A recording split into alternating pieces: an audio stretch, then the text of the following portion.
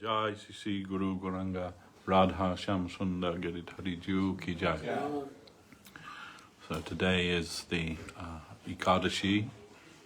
On 27th of September 2020, we are broadcasting from the East London branch of Sri Chaitanya Saraswat Mott. And here winter has come. Like within a few days, winter just suddenly arrived. And our temple is currently with scaffold outside and in the front and in the rear, as we're having some new rooms installed in the loft for accommodation for the devotees. So it is small. We have small audience today within the temple because now again new restrictions on mixing and so on, but largely places of worship are exempt from that if they are COVID secure, whatever that means. But we are following the guidelines. We have, some distancing and asking visitors to wear masks and hand sanitizer and so on. So we are trying to follow the rules and keep some facility available for sadhu sangha, for hari katha, for distribution of Krishna prasadam. Everything that the temple is established for, we are trying to continue with that as much as possible in a safe way. And we cannot leave our religious duty, which is to try to propagate Mahaprabhu's message to the world, especially as we've heard it from our beloved Guru Maharaj, Srila Bhakti Rakak Sridhar Dev Goswami Maharaj, and his other self, Om Vishnupad Srila Bhakti Sundar Govinda Dev Goswami Maharaj, and their present followers in the world. So, today is Ekadasi. We are observing the Ekadasi Brata. Ekadasi means the Lord's Day. Bhaktivinoda Thakur says in his song, Shuddha Bhakata Charana Renu, in there he says we observe the days like Ekadasi very carefully because they are the mother of devotion. So it is considered to be Hari Bhashari, that means the day of Lord Hari. So that on that day particularly, if you give your attention for the service of Lord Krishna, you will get more benefits than other days. That is very fortunate for us. There is some consideration of the phase of the moon, we can say. The 11th day of the full moon, 11th day of the new moon, that is Ekadasi day. Ekadasi, that means the 11th day. Jai Sisi Guru Granga Radha Sham Sundar Giridhari. So, according to the phase of the moon, the body is affected, the body, the mind, and so on, affected in so many ways. Everybody knows that, not just followers of Vedic religion. The word lunatic comes from someone who's affected by the moon to become crazy. That is well known. And also it is very true and proven fact that on the full moon, the crime rate goes up. So we can say there must be some connection with the moon there. But also some connection of the moon with Krishna Lila. We understand from scriptures such as Brahma Samhita that in the Goloka Dham, in the spiritual realm of Vaikuntha, there is no necessity of sunlight or moonlight, because they are those regions, spiritual region, they are self-illuminating. But still, we read and we hear from our Guru Devs that Krishna likes to dance with the cowherd girls under the full moon. So moon also has some place there, some part to play in Krishna's Leela. And we know, according to the Veda, the moon controls the tides, and the moon controls the production of vegetables and so on, the rasa within the vegetable. So that is, that is if the body, our body, is 80% water, then it is not unreasonable to think that the moon will have some effect on the tides within us also. So our emotional state and so many other things. So then it is said that on the 11th day of the moon, there is a particular influence of the moon that increases one's desire for enjoyment. And this is a reflection of Krishna's Leela, that on this day he also has some greater necessity for service on that Ekadasi day. It has been told like that. So the idea is that by reducing our own enjoyment on the day of the Ekadasi, we can utilize our time more to increase the enjoyment of Lord Krishna. Some necessity there. Guru Maharaj would say that according to its necessity, something's value can increase and decrease. Like, for example, he gave the example of a glass of water is a very ordinary thing, available everywhere. But if you're in the desert, where there is no water available, then a glass of water becomes exceedingly valuable.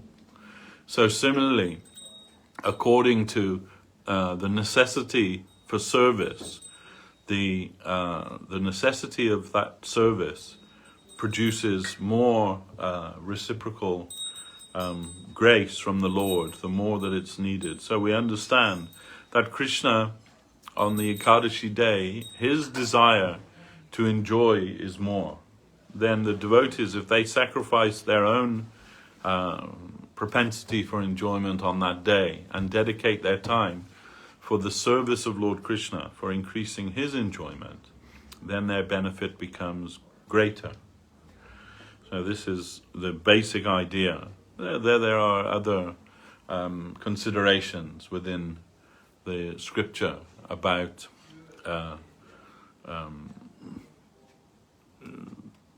where the sin resides on the Ekadasi day, residing within the grain. So we are not taking grain on that day, but we are not concerned with sin, because the devotees of Lord Krishna, they offer everything first to Lord Krishna. Their rice, their chapati, their everything to Lord Krishna. And when that becomes transformed by the merciful glance of Krishna, then that offering, that rice, that chapati, that everything becomes Mahaprasad. And pap or sin can never enter into Mahaprasad. So it is not for that purpose. In fact, Guru Maharaj say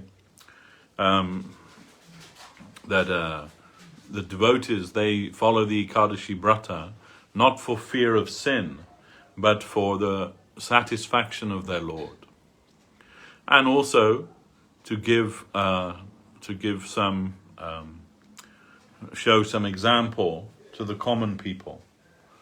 Of course, that is less relevant, especially in the Western world, where nobody understands what is Ekadasi or not. But in India still, Hindu people, they follow the Ekadasi day. But the Vaishnava standard is a little different, or at least the consideration is a little different, that they will utilize their time to increase their service to Lord Krishna, but not for fear of anything. And Krishna does not follow Ekadasi. Krishna does not fast on Ekadasi. So it is perfectly acceptable to offer rice and other grains to Krishna on Ekadasi. But we are not taking that prasadam till the following day. But we do not make Krishna fast on Ekadasi day. We will try to give more satisfaction to him. So everything that we will normally offer to the deity, more than that, we will try to offer on the Ekadasi day for his satisfaction. And generally the devotees, they minimizing their own bodily necessity, so generally not shaving or cutting nails or these things on the Ekadasi day, just so that they can utilize every moment of their time towards the service and satisfaction of their Lord. In the material world, almost everything is done out of fear. People are afraid of everything. Actually, it is a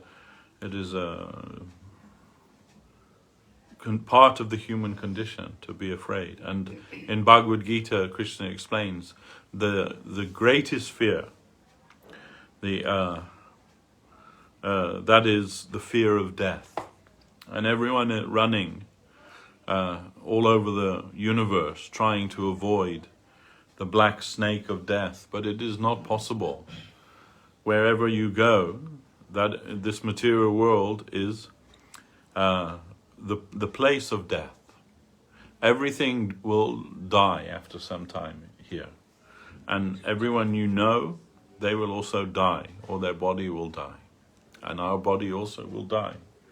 So it is not a matter of if, but when. So science is devoting its branch of science, devoting its whole time to try and conquer death, try and find some way of making us immune to death, that we can live in these material bodies forever. Or if we can't live in these material bodies, when the body is finished, we can upload our consciousness into some digital type of life. That is also another side that the scientists are trying to perfect. But all of this is foolishness. Actually, if you were to make this body immortal and to be able to live forever, I think very soon you would become desperate to die. No, I think so. I think that, there's only so much that you can squeeze out of this life. It's the natural order of things that you will live for some time, you will grow old, and then you will die, and then that process will begin again. But just to go on eternally, then what will you do? Can you imagine that that now because people are living longer, then they keep raising the pension age, isn't it? Once it was 60, now then 65, now 67, and they're talking about making it 68. Then they want you to work until you die. But if your body never dies, then you never have to give up work. Just go on and on and on and on. Then that would be a kind of hell. So it is not a good idea to try to tamper with the natural order of things. The natural order of things is the will of God, but because they do not believe in God, then they try to make some artificial arrangement that we can live here forever. Because everyone is afraid of death, and if you do not believe that there's a God, then that means everything is finished. When death comes, everything is finished. No longer anything. No sensation, no feeling, no consciousness, no anything.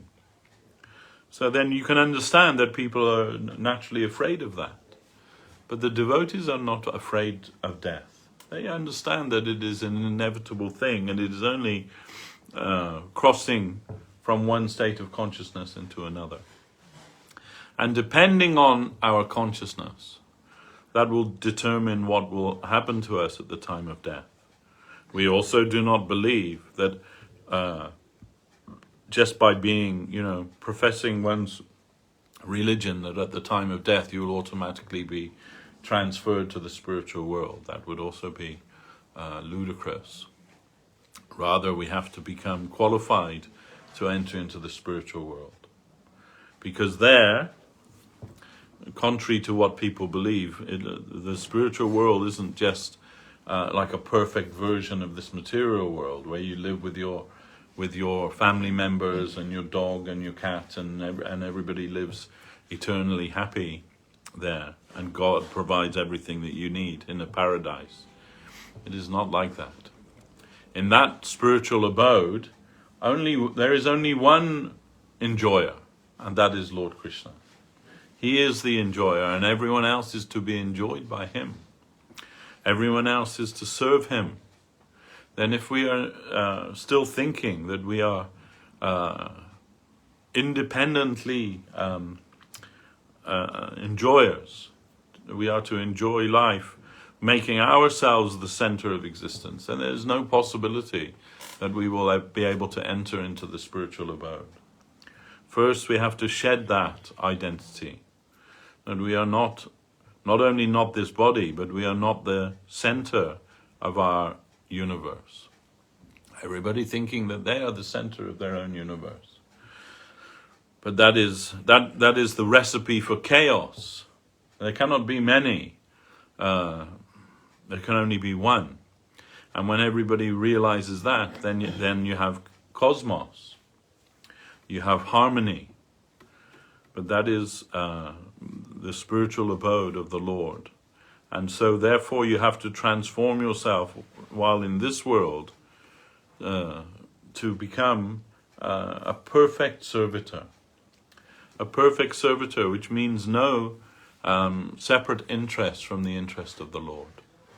And not only no separate interest, but no ambition for anything other than the satisfaction of the Lord. Then we can say that those who possess this consciousness, which is called Sharanagati or Atmanivedanam, self-giving nature, to give oneself to the Lord in loving service, they are only they are qualified for that entrance into the spiritual world. And unless we join the ranks of the surrendered, then we also must go again and again and again in this material world. Birth and death, birth and death, birth and death, an endless cycle. The only way to break free of that is by surrendering to the Lord. It is not something that you can achieve by Gyan or yoga or meditation or anything other than full self-surrender at the lotus feet of the Lord. So we must first of all examine ourselves and understand that we are not that, and we are very far away from that. But within that we will have to admit that is our preordained purpose in life. The reason for our existence is to learn that lesson and surrender ourselves at the lotus feet of the Lord. And it is very much easier said than done. Srila Govinda Maharaj would say that although Krishna is nearest to us, nearer to us than anyone, living in the heart of all living beings, but still there is a Himalayan mountain range of ego that separates us from our Lord.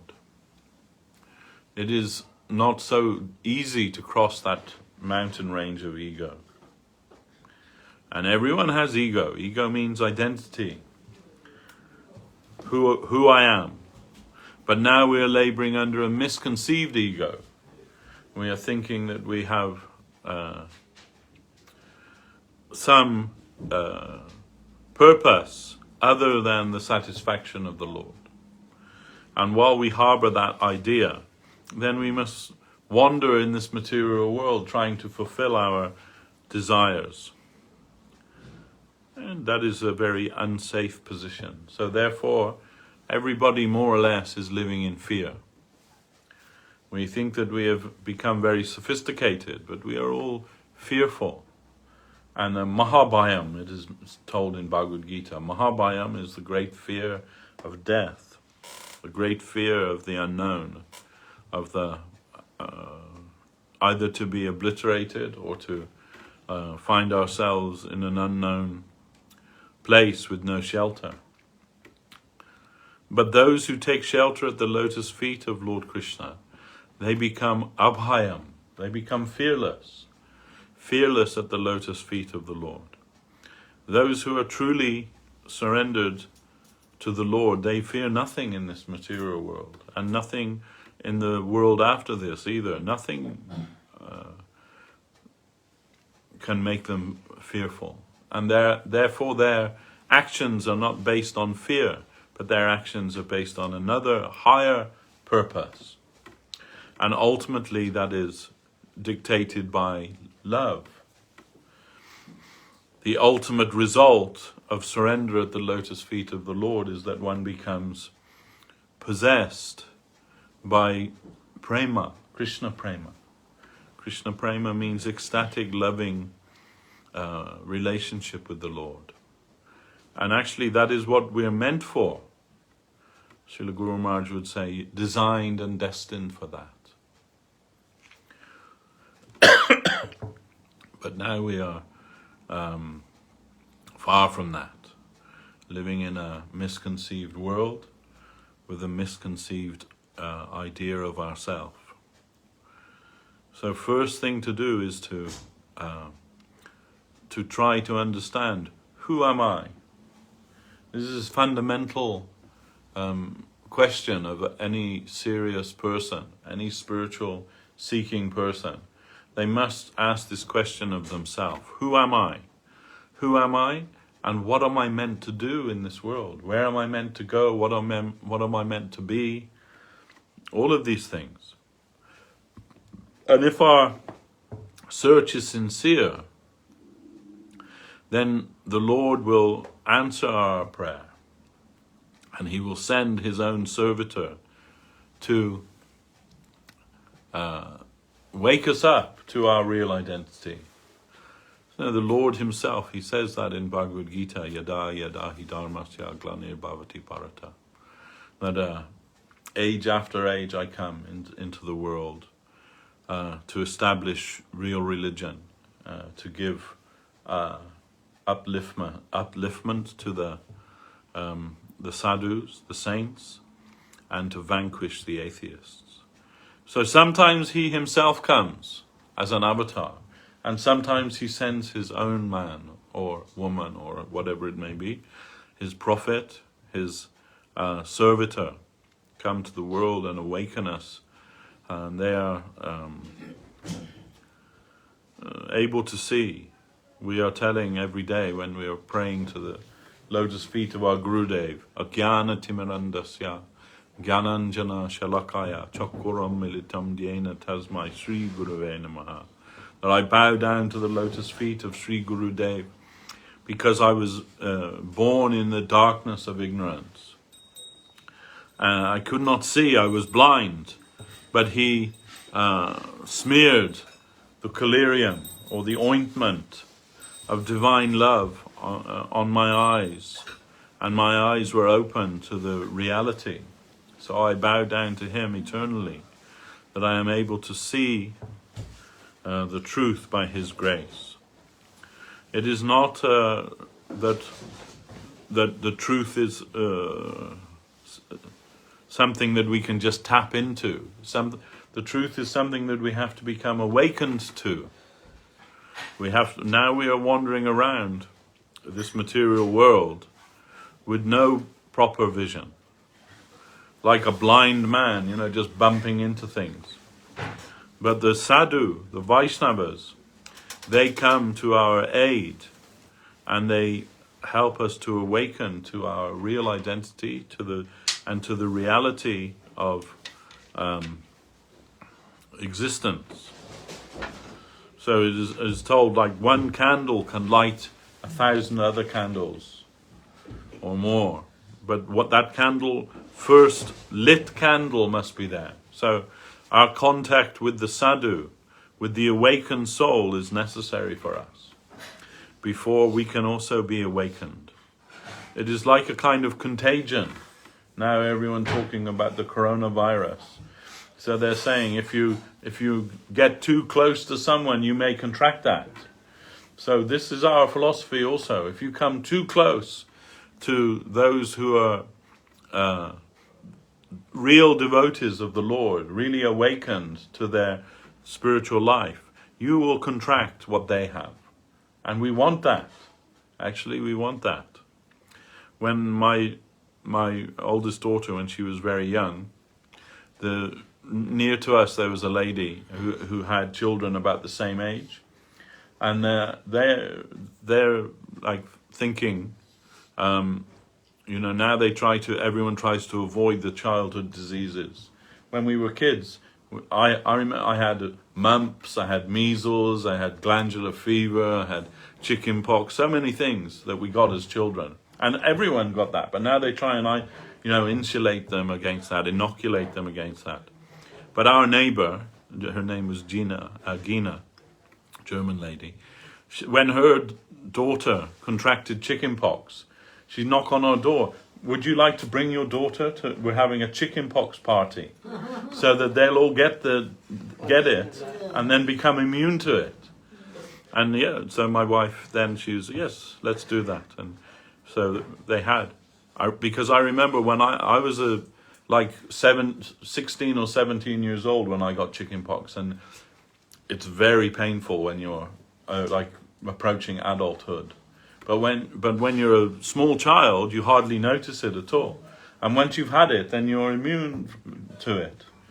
So similarly, in the temple or in the association of the devotees, we're always trying to make some kind of party where all of us can become, infected with Krishna consciousness. That it will spread to us when we hear the words from the lotus mouth of Sri Gurudev. Then that will infect us with Krishna consciousness, whether we want it or whether we don't want it. Just by being exposed to it, it must come to you. And that is the Lord's grace, Mahaprabhu's grace, that he has come to infect everyone with Krishna prema. Namo Mahabhadanaya Krishna Prema Pradayate Krishnaya Krishna Chaitanya Namne Gaura Tishe Nama. So this is Rupa Goswami praying to Chaitanya Mahaprabhu. Lord, you are the most magnanimous, that you have come to give what no avatar has ever given before. Krishna consciousness, Krishna Prema. You have come to give that, to bestow that freely to everyone. So that is our fortune. That is what makes this Kali Yuga so glorious, actually. So glorious that it is said the gods in heaven, they are praying to take birth on the earth so that they can avail themselves of that prema dharma which Mahaprabhu Chaitanya Dev has come to distribute freely to everyone. It is easy. You just have to be in proximity to it. Then you'll become infected with it. So that we want. We want that. And when that takes hold of you, then all of the maya, all of the misconception, gradually will fall away from your eyes until you are able to see reality.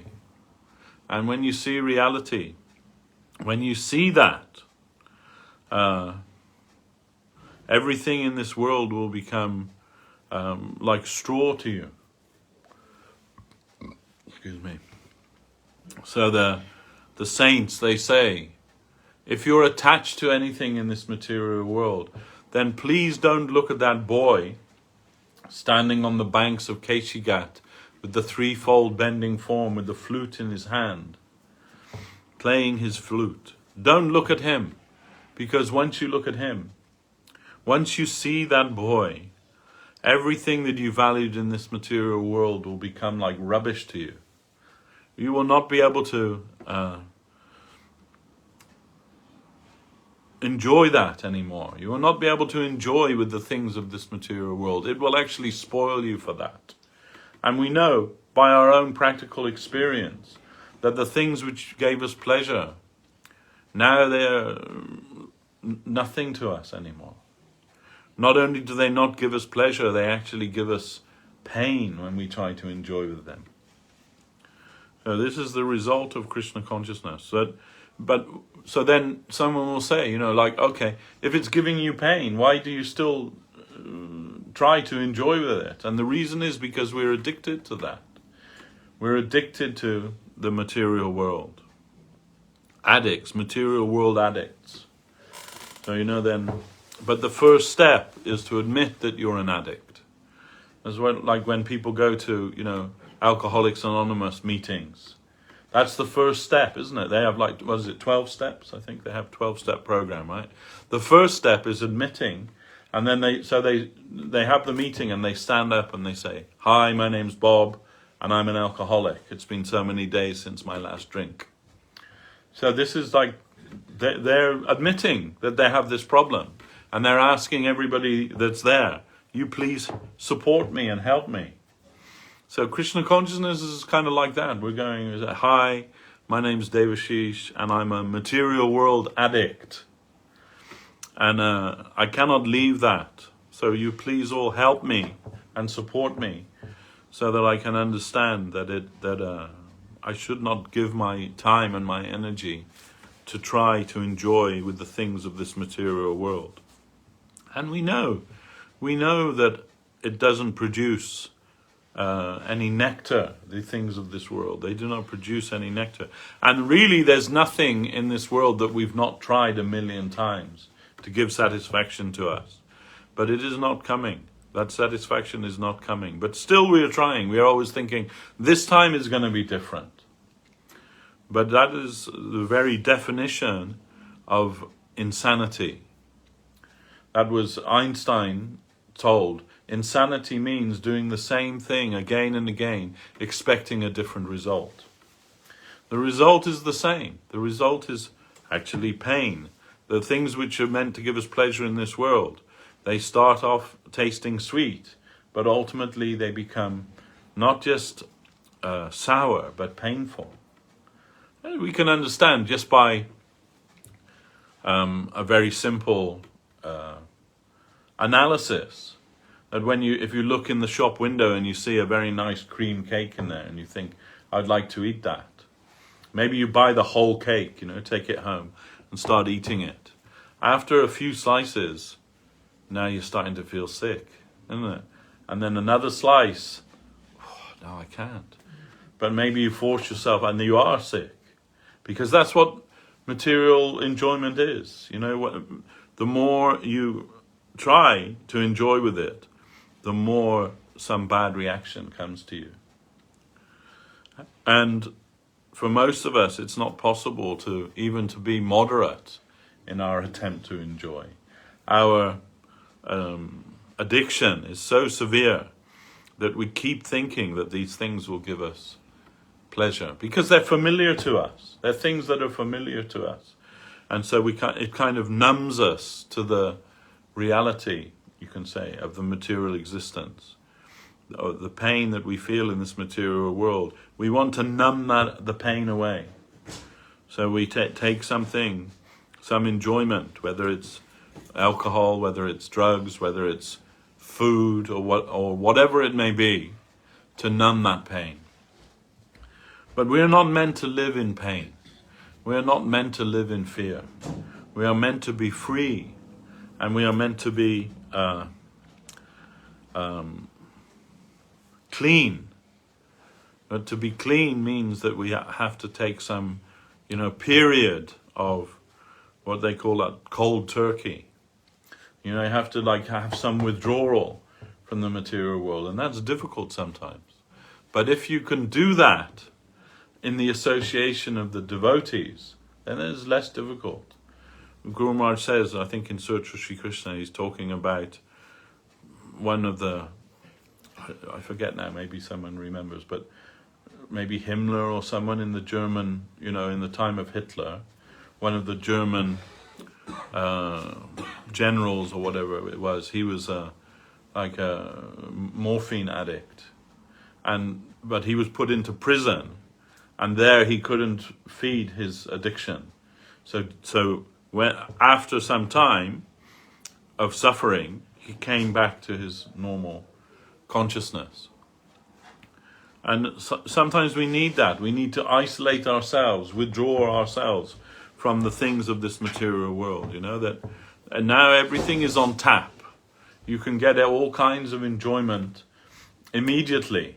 You don't even need to leave your house, especially with the internet. You can just go online and find whatever it is you're looking for. They'll deliver it to your door. They'll deliver it through your screen if possible. Whatever it is your vice is, you can get it immediately. Then this is a very difficult situation. But sometimes we have to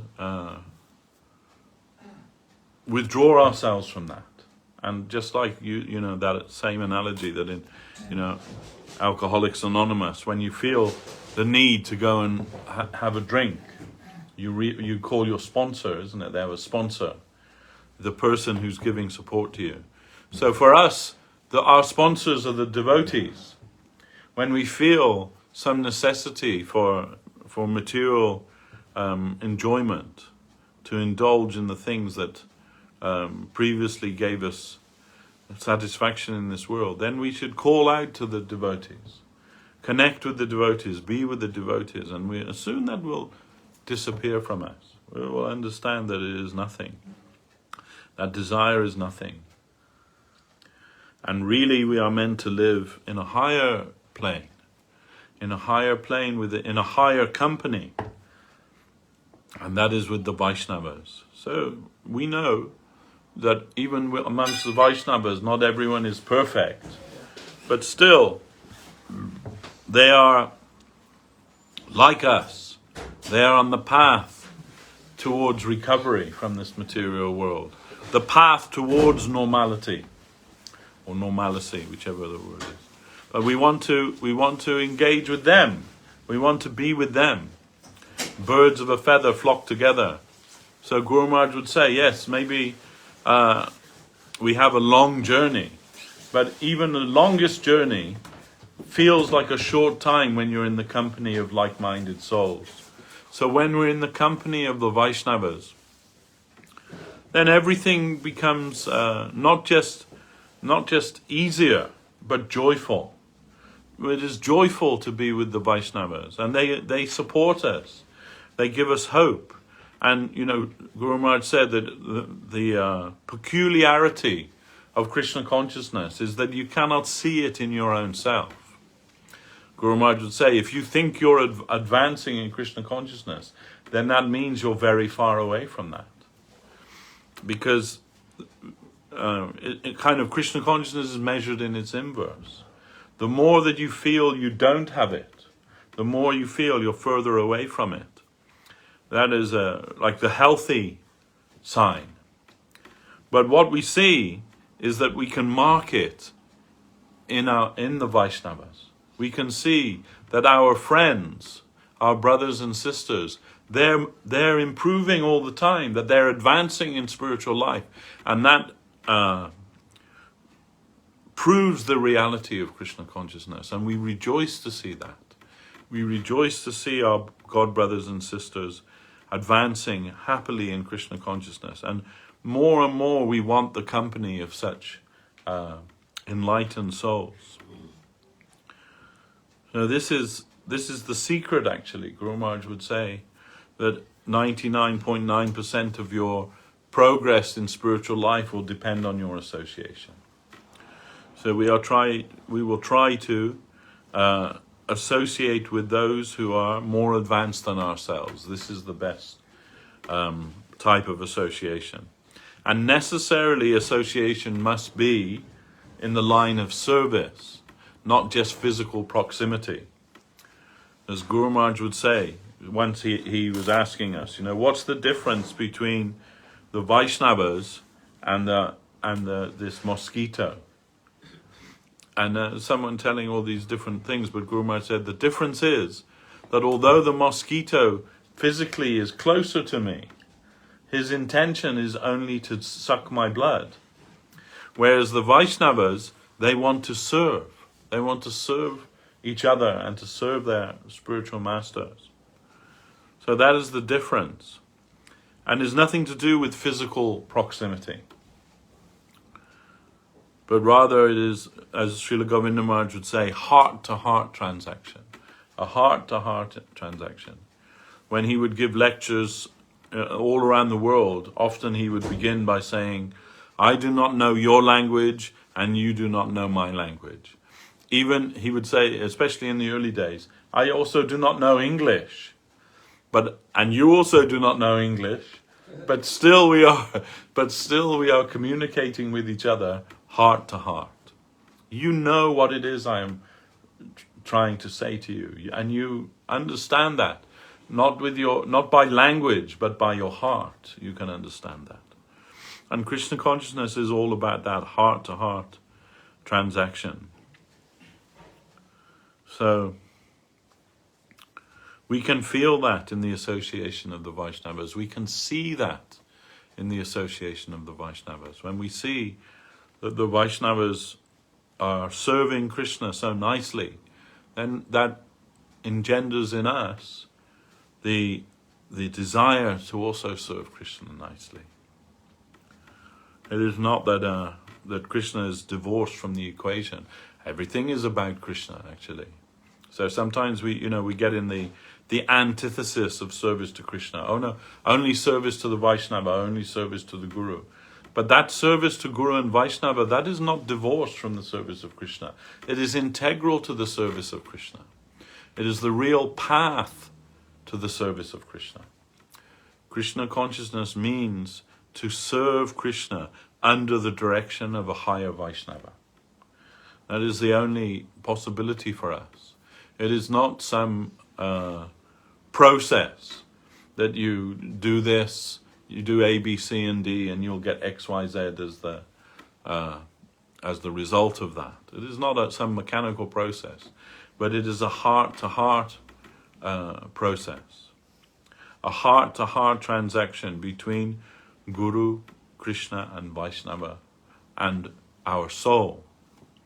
The soul connects through the soul. And Gurudev said the soul has the power to perceive himself. The soul has the ability to be able to connect with other souls. Now, this is the meaning, heart to heart. When Gurudev says heart to heart, he doesn't mean the organ that's pumping blood through your body. He means the very essence of who you are can communicate with the essence of who we are, and the essence of who Krishna is, and all of that. It is a heart-to-heart transaction. And so we only have to make ourselves proper receivers to be able to imbibe that knowledge. So that comes, first of all, by giving a submissive reception to the transcendental words of Lord Krishna that come through the mouth of the realized souls. This is the first thing. We have to be submissive to the truth. We want to be guided by the truth, but not by any type of with any type of challenging attitude. We are not looking to find the flaw in the teachings of the Vaishnavas. We are trying to find what is the harmony and what is the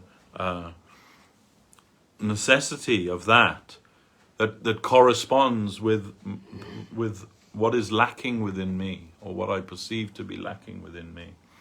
When that chimes with us, when we feel that we identify with that truth, that we are submissive to that truth, then we must bow our head there. We must give ourselves there as much as we are able. And we know that that's not easy. Why? Because we are all material world addicts. We are addicted to this material world. Then we have to, but first of all, we have to come to admit that. Yes, I'm addicted to this material world, but it is not what I want. I want to be raised up to the platform of the spiritual reality. And that is only possible if you are gracious to me, Lord. If you are gracious to me, if your devotees are gracious to me, then there is some possibility of lifting me up. So that necessity, sometimes that means that we have to, like sometimes you have to hit rock bottom before that becomes a reality. When life is easy and everything's going your way, we're not even thinking about that. But when the tests come in our life, and they must come in our life, then we realize that we have no power over anything. Just like now in the world, we have no power over anything. We know that. This pandemic, it's all going on around, and the governments are trying to make, some law or some rule or some, adjustment that everyone has to follow. But they don't know either. They're just as bewildered as everybody else. But they're trying to do something, and everybody trying to do something. But what we realize from this is that we are powerless. We cannot do anything. That there are forces much stronger than we are. Like in California now, these fires that are destroying the countryside there. By the grace of Guru and Krishna, our ashram has avoided that. But so many people have lost their homes, have lost everything because of these fires. They cannot breathe clean air because of that. And there's nothing that they can do to prevent it. And that's our life. Our life is like that. We have nothing that we can do. One of our devotee families, I remember, they were telling Srila Gurudev about this many years ago. Their children were in the local school, and they're they're just like young, 10 or 11 years old or something like that, and their assignment was to explain what power the President of the United States have. And everyone telling, all the things that you would expect to tell. But our devotee's child, who's in the school there, she wrote in her essay, he has no power to do anything at all without the grace of God. Without the grace of God, he can't even breathe anything, not able to do not even one thing at all. And it was, like a startling perception for such a young child, that the teachers, they had to give them like top marks for that, because they couldn't argue with it. They couldn't argue with that logic. Yeah, they may have been elected to this seat of power. Possibly you can say the President of the United States of America, the most powerful man in the whole world. But still, without God's grace, he cannot even breathe, cannot do anything, not one thing. So this is the reality, and not just the President of the United States, but everyone. We are all fully dependent in every way and at every moment on the grace of the Lord.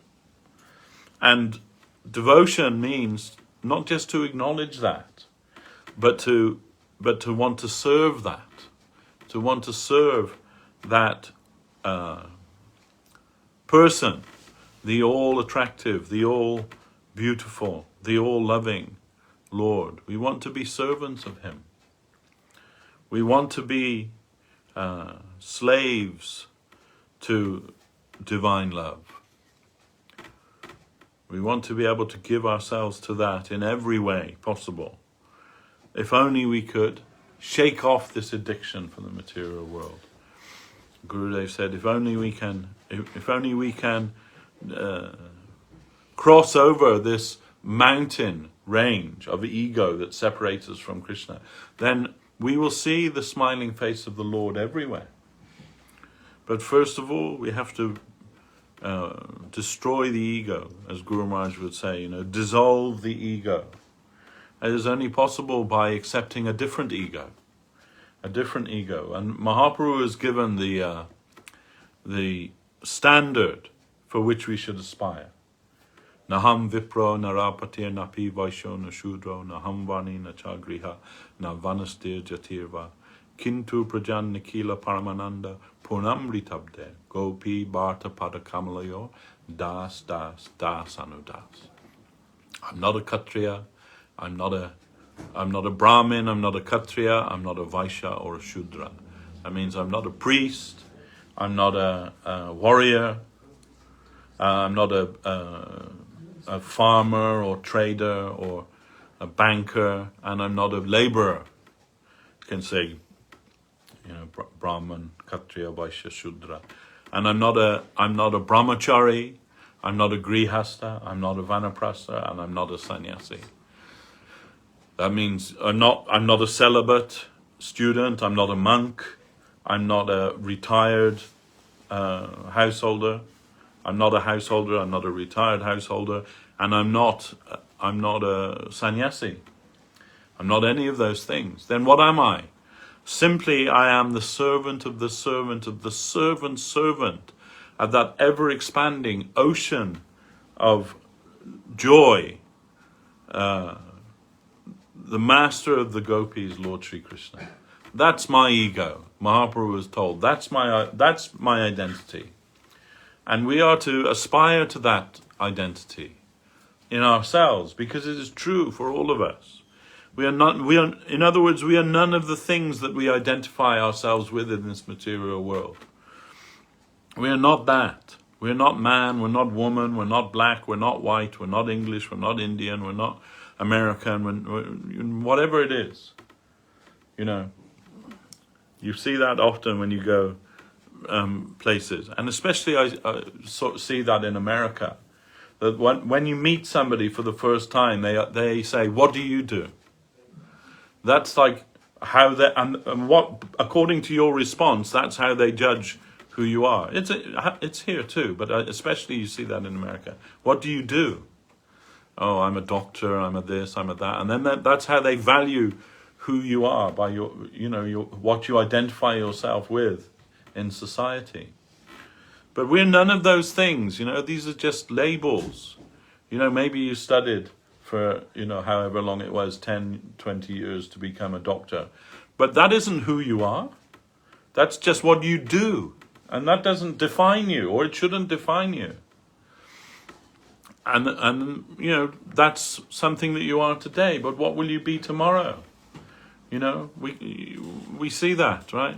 Saddam Hussein, the king of Iraq, living in palaces with his family and, living like a despot king, ruling over everyone. Anyone he doesn't like, he's got his cousin, Chemical Ali, sends him off. Just get rid of them, obliterate them, And everything. He was living the high life. And what happened in the end? They found him hiding in a hole in the desert. Like a rat in a hole.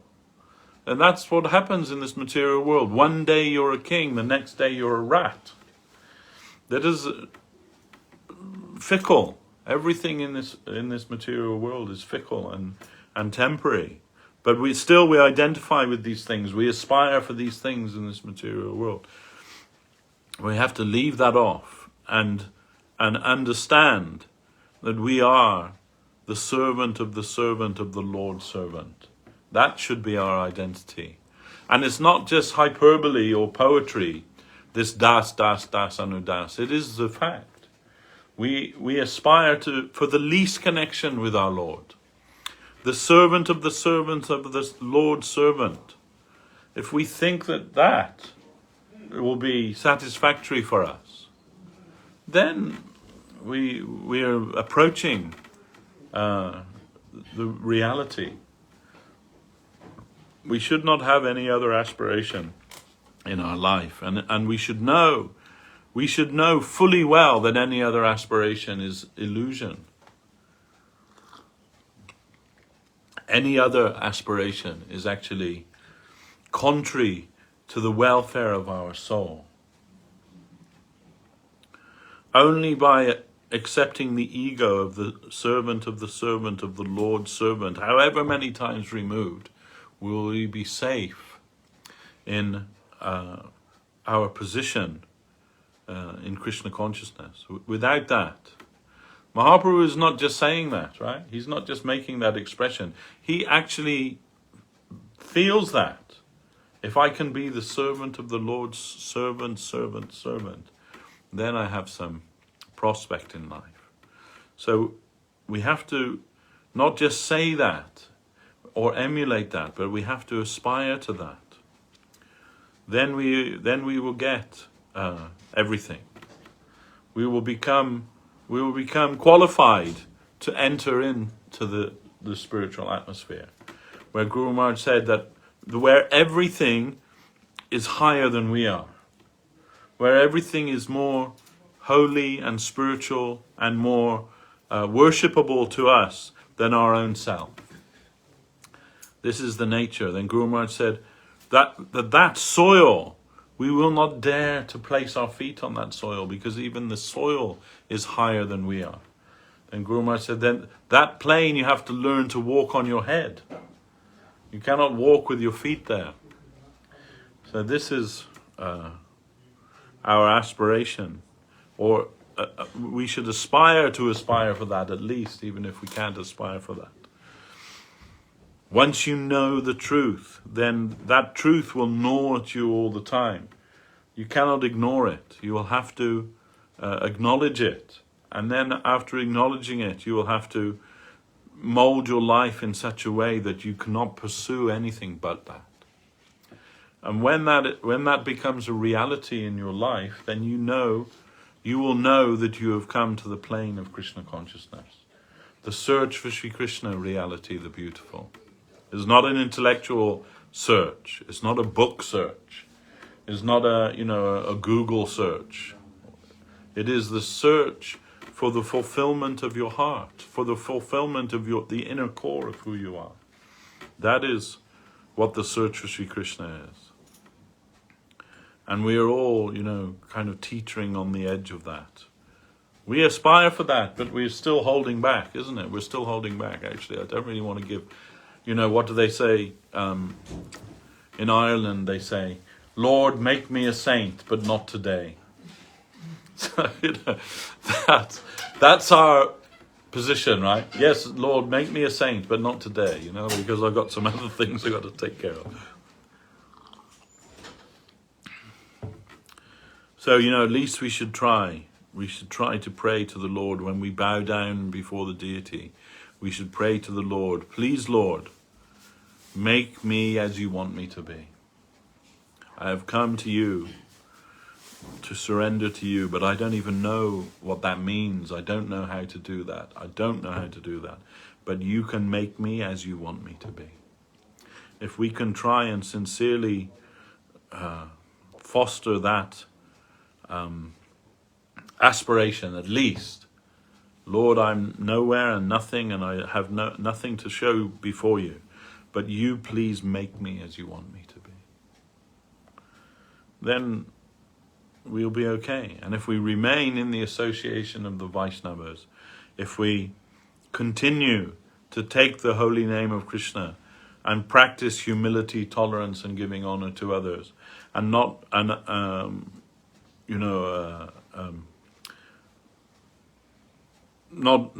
wanting any honor for our own self. If we can do that, if we can take Mahaprasadam every day, if we can hear Hari Katha every day, then, we have a chance. We have a chance. And that's why our gurus are so magnanimous, that they have given us these temples and centers all around the world where we can have the association of the Vaishnavas, where we can find shelter from this material world. So this is our some thoughts today on this holy Ekadasi day. We are aspiring for the grace of all the Vaishnavas. We bow down to them, and we hope that we will not make any offense in our attempt to serve. And we pray that we can all remain safe and meet together soon in the service of our divine masters, in the service of Lord Krishna, in the service of the Vaishnavas.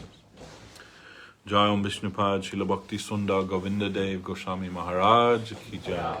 Jai Om Vishnupad Srila Bhakti Rakak Sridhar Dev Goswami Maharaj Ki Jai. Jai Rupanu Guru Bhagya Ki Jai. Jai Sri Sri Guru Goranga Radha Sham Sundar Giridhari Jiu Ki Jai. Sri Chaitanya Saraswata Acharya Brinda Ki Jai. Srila Bhakti Nirmala Acharya Maharaj Ki Jai. Seba Brinda Ki Jai. Nitai Gaura Premanande Hari Hari Bo.